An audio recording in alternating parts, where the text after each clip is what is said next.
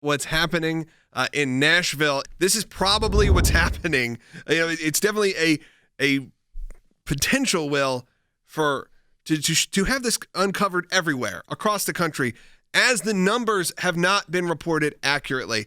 And what we saw was leaked emails that came out of the mayor's office and to the mayor's office, really specifically saying, don't let the public know that the spread and the outbreak was amongst nursing homes and construction sites. It wasn't amongst Broadway, downtown Nashville, the bars and restaurants.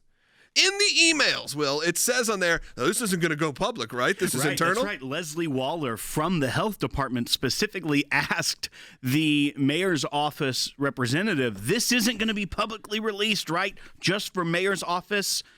And Benjamin Eagles, who is the senior advisor to Mayor Cooper, said, correct, not for public consumption. Bars are kind of thrown under the bus here as the main culprit. And really, that is just an easy target. So it was in July that they started to allow things to start reopen, and they went to like a phase 3, and then they had to quickly revert back to a modified 2 because they were once again blaming the bars and restaurants for this. And then it went to August. They were more stringent, and now we're seeing all the way here in September that magically today he's announcing that we're going back to phase 3 in Nashville after getting caught last night. But the problem was throughout July, when all this was happening, when they were modifying phase 2 and going to 3 and all these movement within the uncertainty within the hospitality industry. So a lot of people just didn't even if they were allowed to be open, people were like,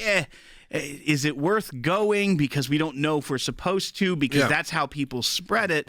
But yet their internal data was showing how low, like the chances are so low. And that's in July, 88 cases of 20,000 in Davidson County, which is Nashville's county, were attributed to a bar or restaurant. Yeah. So think of how broad that category is. 88 of 20,000. That's not even 0.5%. That means their data is showing that you are safe or safer than you thought you were. Like Will said, 88 people, 88 cases. However, you decide not to report that to your own local area. You decide not to report that to the news, who's in panic mode, or the restaurants that are closing down, the small businesses that are getting shuttered. That means you're doing it for other motives. And there's only a few: personal gain or professional gain for your own career to look like the savior, or because you know there's an election coming up. The mayor did address this just before we went on air in that press conference you're talking about. And he's slick. And he was asked by a reporter, and I think this is a lot of times when there's a categorical denial of something, this is where politicians can get tripped up. But let's play Bite 27, a local reporter asking the mayor if they were withholding information. News 4 was recently denied an open records request for information when we asked about the 10 bars that had had COVID-related outbreaks. The open records response said no records existed of which 10 bars those were. Is that true, that no records existed?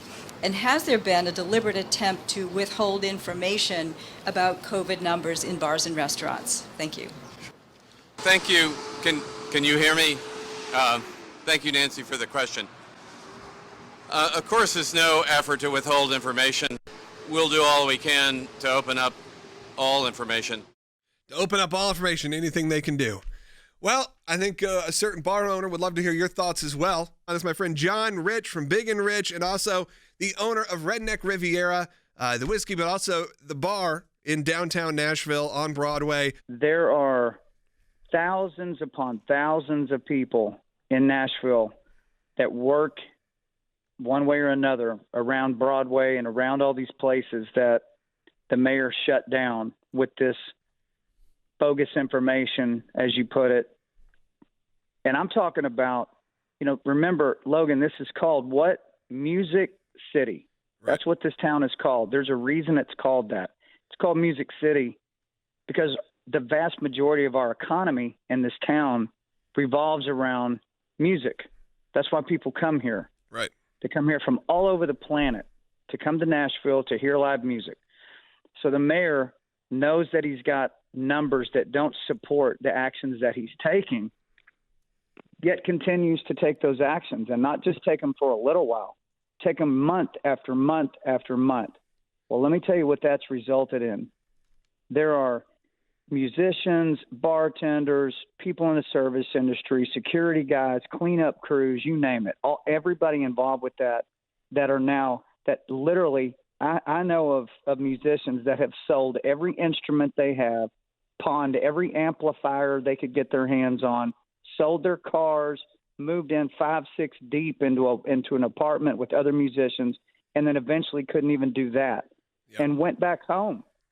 Yeah, There's people that were playing my bar, earlier this year that are now back in Iowa and Texas and Nevada and wherever they came from. They are gone. And another thing that it did, I am personally aware and have personally been trying to help several people affected by this that have slipped into serious alcoholism, serious drug abuse, and some of them even suicidal tendencies. Sure. Because of this, resulting from this. And so to find out that the mayor knew that there was this minuscule level of cases that were traced back to Broadway, yet he crushed us like that and put his foot on our neck like that for that long, in my mind, it ought to be criminal what he's pulled off here.